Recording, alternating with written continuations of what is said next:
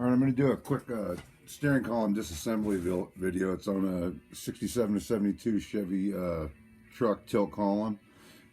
Takes a bunch of special tools. I'll try to call them out as I tear it down. And I probably won't narrate the whole time. Anyways, here's the horn contact. I already got the wheel off, set that aside. Next, I'm going to take off the neutral safety reverse switch. It's 1/4 inch.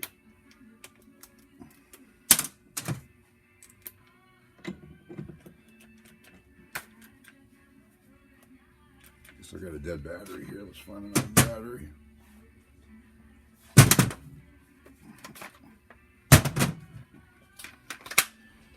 Guess excuse my messy bench here too. All right, so this is the van style neutral safety switch. It has the van and motorhome. It's got the tab that sticks down.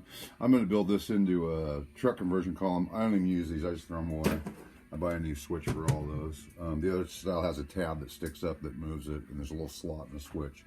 So I don't use those. I want it to be as original as possible and to work properly. Now I'm removing the lower bearing retainer, spring, and the metal cover. It takes this here is number 2 Phillips. Remove the turn signal lever.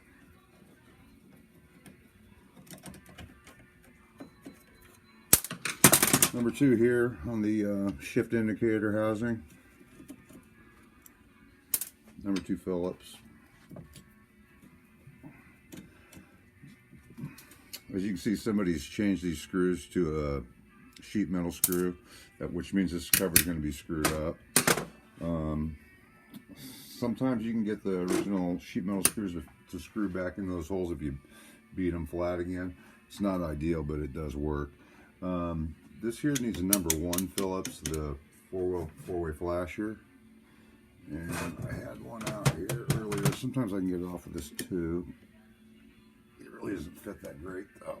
And as you can see, I can't get it off.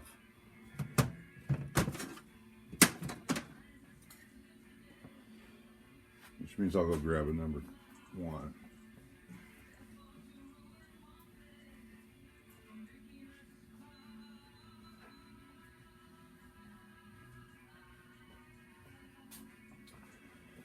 I already tore down 2 columns this morning, and I thought I had everything out here. That one must have fell. I don't know where it went.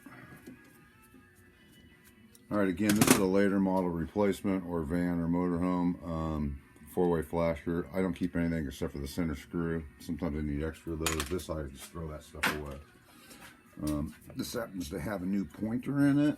Get the pointer, you have to tilt this all the way down. Have it kind of in the neutral area, and then it slides out. You can see here there's a light bulb cover here. It's missing the filter. It just slides out. There's a little friction on it. They should always have this cover, lens light filter. Original truck ones are amber. The later model ones are green like that. You need to remove the lamp, the bulb. Set that aside.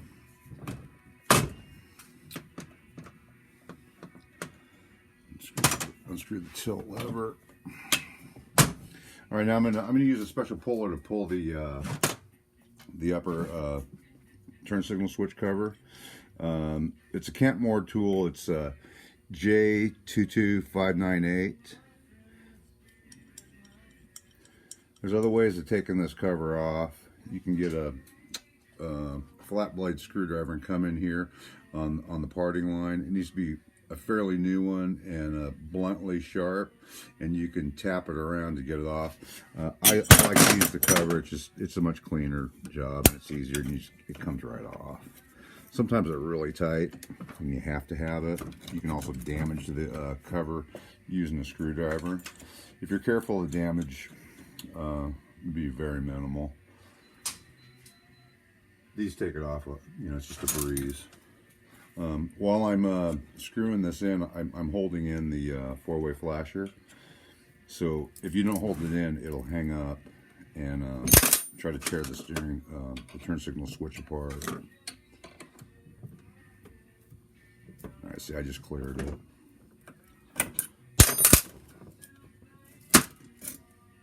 There's that. You can see how it grips on the ledge inside of here. No damage to it.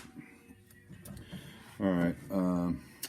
This normally has a pin here. This one's held. This shift lever is held on with zip tie. I'm just going to twist that off.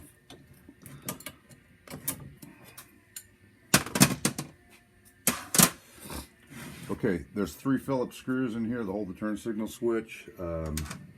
They're number 3 Phillips. You can get off with a number 2. It's really a little too small. And sometimes they're tight. Number 3, it fits perfect.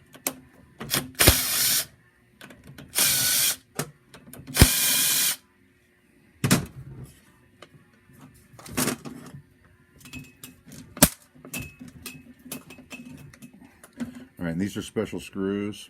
You want to be careful to not lose them. They're shouldered. 2 are longer and 1 is shorter. So be careful that you lose those. Nobody sells those screws, and you know, so if you lose them, they're going to be hard to replace. Okay, with the tilt mechanism, it's already all the way up. There's a spring here that, you know, gives the tilt mechanism the spring-loaded feature.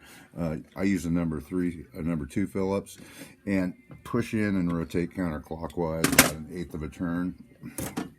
And then, as you see, the springs held in there. It's on a post that's tapered, so often it's tight. Just pull that out.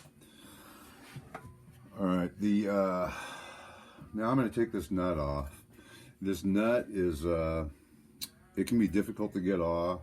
I often like to oil the threads a little bit so that it comes off a little bit easier. It's a lock nut. It's not a 16 pointed. It's got a lot of flats on it, but it's not 16.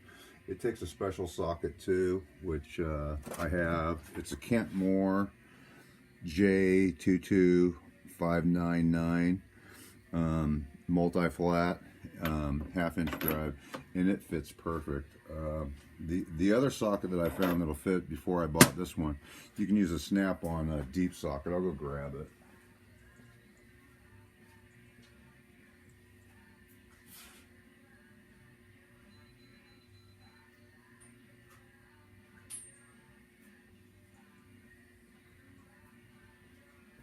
Okay, if I remember right, it's a snap-on 7/8 that fits it. Nope, maybe I think it's 15/16 maybe.